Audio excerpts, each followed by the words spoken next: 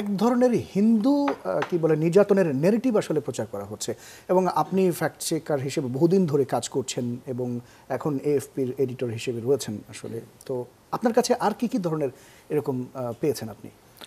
আচ্ছা, আমরা ধরেন যে 5 আগস্ট থেকে যদি ধরি বাংলাদেশে অথবা বাংলাদেশকে কেন্দ্র করে যে মিস ইনফরমেশন ডিসইনফরমেশন ছড়ানো হচ্ছে, এটার মধ্যে দুইটা মেজর ট্রেন্ড আমরা দেখি। এটা স্টাডিতে উঠে আসছে যে জুলাই, অগাস্ট এবং সেপ্টেম্বর, এই সময় এই 3 মাসের যে কোয়ার্টার, এখানে পলিটিক্যাল এবং কমিউনাল ডিসইনফরমেশন বা মিস ইনফরমেশন আগের কোয়ার্টারের চেয়ে দ্বিগুণ বেড়েছিল। হ্যাঁ, বাট এটা বর্তমানে যত সময় যাচ্ছে আমরা নতুন কোয়ার্টারের হিসাবটা হয়তো পাই নাই, আর 1 মাস পরে পাবো, কিন্তু এর মধ্যে আমাদের অবজারভেশন বলতেছে যে এই যে দ্বিগুণটা এখন বোধহয় আরও অনেক বেড়ে গেছে, 3 গুণ হতে পারে বা আরও বেড়ে যেতে পারে। এবং সেটা আসলে ওই ট্রেন্ডটা দুইটা টপিকের উপরই আছে।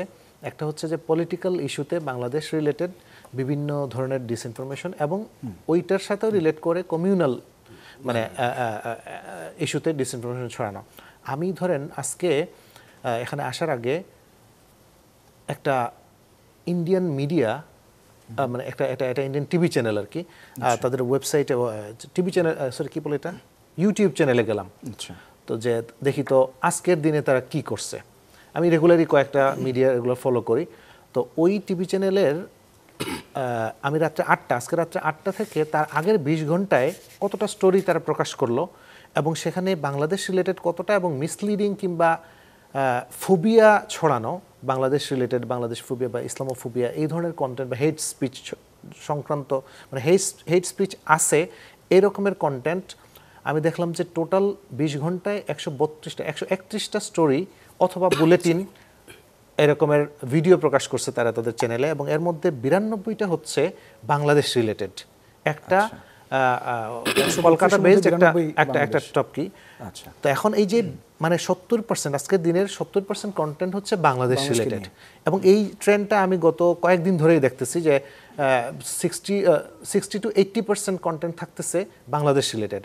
সো এটা অস্বাভাবিক না হতে পারে যে বাংলাদেশ রিলেটেড ইন্টারেস্ট বাড়ছে ওটা, কিন্তু ওই কন্টেন্টগুলোর যদি আপনি হেডলাইন দেখেন, আমি শুধু হেডলাইন দেখেছি, কখনো কি দেখেছেন না এই রকমের রেশিওতে আমরা দেখি নাই আগে। কিন্তু আমি যদি হেডলাইনগুলো বলি, হেডলাইনগুলোতে এমন শব্দ, যেমন ধরেন বাংলাদেশ পাকিস্তান হয়ে যাচ্ছে, এটা হ্যাঁ বাংলাদেশ পাকিস্তান হয়ে যাচ্ছে, এই হেডলাইনটাও আছে এক জায়গায়। সো এটা দিয়ে আসলে মিন করা যে বাংলাদেশ দেশ হিসেবে পাকিস্তান হয়ে যাচ্ছে না, বরং ইন্ডিয়াতে পাকিস্তানের যে পারসেপশনটা আছে যে এক ধরনের উগ্র জঙ্গিবাদী রাষ্ট্র বা এই ধরনের শত্রু রাষ্ট্র, ইন্ডিয়ার শত্রু রাষ্ট্র, এরকম বাংলাদেশকেও ভারতের একটা শত্রু রাষ্ট্র, এবং এখানে ইসলাম এবং আরেকটা শব্দ আছে মৌলবাদীদের বাড়বাড়ন্ত, এই টাইপের শব্দ।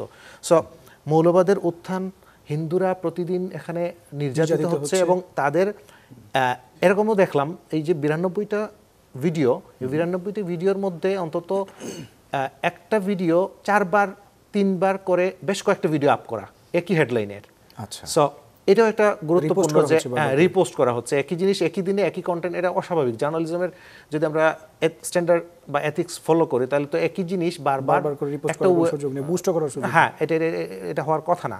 তো এই জায়গাগুলো থেকে যদি জাস্ট এই ঘটনাটাও ধরি, আমি আজকের দিনের আচরণ বা এই টিভি চ্যানেলের গত কয়েক মাসের আচরণ যদি আমরা দেখি, তাহলে একটা প্যাটার্ন পাবো যে ইন্টেনশনালি বাংলাদেশ রিলেটেড ডিসইনফরমেটিভ কন্টেন্ট এবং হেইট আছে, হেইট মানে ফুল কন্টেন্ট বাংলাদেশ রিলেটেড, এগুলো প্রতিদিন প্রচার করা হচ্ছে।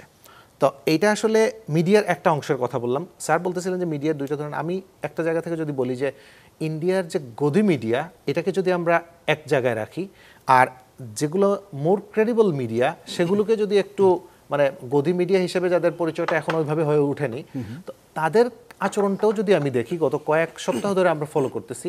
তো গত এক সপ্তাহে এই যে মোর ক্রেডিবল মিডিয়া যেগুলা, সেগুলোর আচরণের মধ্যেও আসলে এক ধরনের চেঞ্জ লক্ষ্য করা যাচ্ছে। যেমন ধরেন গত এই সপ্তাহে আমাদের বাংলাদেশের একটা কনসুলেট আগরতলাতে হামলার শিকার হয়। তো এখন এইটার পরে আমি কন্টিনিউয়াসলি ইন্ডিয়ান মিডিয়াতে সার্চ করতেছিলাম যে টপ মিডিয়াগুলো, ধরেন যে হিন্দু, তারপরে হচ্ছে এনডিটিভি বা এরকমের যারা যেগুলো আছে, হ্যাঁ, তা সেগুলোতে আমি সন্ধ্যা পর্যন্ত কোনো স্টোরি পাই নাই যে আগরতলাতে বাংলাদেশের কনসুলেটে ভারতীয় কিছু ব্যক্তি হামলা করছেন এবং সেখানে বেশ একটা সিরিয়াস একটা সিচুয়েশন তৈরি হয়েছিল। কিন্তু মানে কয়েক ঘন্টা ধরে কোনো স্টোরি নাই, মানে মেইন স্টোরিটা করা হয় নাই। তারপরে যখন সন্ধ্যার পরে ইন্ডিয়ান ফরেন মিনিস্ট্রি একটা স্টেটমেন্ট দিল যে এটা একটা রিগ্রেট প্রকাশ করে যে আমরা এটা ঠিক হয়নি বা এটা যারা করছে এটার বিরুদ্ধে ব্যবস্থা নেব, এরকমের একটা দুঃখ প্রকাশ করে একটা স্টেটমেন্ট দিল। ওই স্টেটমেন্টের উপর স্টোরি করে এটা ব্যাকগ্রাউন্ডে দিয়ে দেওয়া হলো যে এখানে একটা হামলার ঘটনা ঘটছিল। যদি স্টেটমেন্টটা না দেওয়া হতো আমার ধারণা ওই স্টোরিটা আর অমিট করে যেত। সো এটা হচ্ছে মেইন স্ট্রিম যারা মোর ক্রেডিবল হিসেবে বিবেচিত, গদি মিডিয়া হিসেবে বিবেচিত না এরকম মিডিয়ার আচরণই হচ্ছে এখন এই অবস্থা। সো এটা মিডিয়ার মোটা দাগে দুইটা ধারা চিন্তা করলে ইন্ডিয়াতে এই অবস্থা। আরেকটা হচ্ছে সোশ্যাল মিডিয়া। তো সোশ্যাল মিডিয়াতে ওই একই ট্রেন্ড, কমিউনাল ডিসইনফরমেশন এবং পলিটিক্যাল ডিসইনফরমেশন, সেখানে আরও ভয়াবহ অবস্থা।